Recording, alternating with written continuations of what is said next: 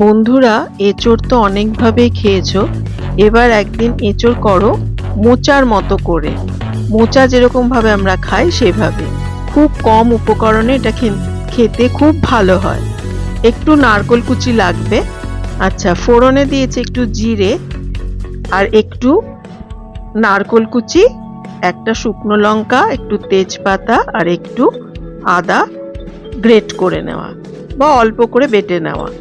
এবার এটা দিয়ে একটু তেলে নাড়াচাড়া করে মোচাটাকে প্রেসার কুকারে আমি একটু সেদ্ধ করে রেখেছিলাম, এঁচোড়টাকে আমি প্রেসার কুকারে সেদ্ধ করে রেখেছিলাম, সেটা দিয়ে দিলাম। দিয়ে এবং এর মধ্যে দিলাম হলুদ আর পরিমাণ মতো নুন দিয়ে এবার এটা হাতা দিয়ে ভালো করে একটু ভেঙে ভেঙে দিয়ে দিতে হবে।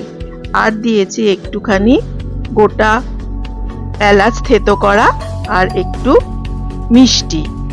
আর তোমরা চাইলে একটু ঘি দিতে পারো, আমার ঘিটা দেওয়া হয়নি।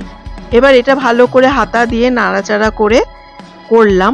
এটা দেখতে কিন্তু দেখো মোচার ঘন্টের মতো হয়েছে, কিন্তু এটা এঁচোড়। এটা খেতে কিন্তু খুব ভালো।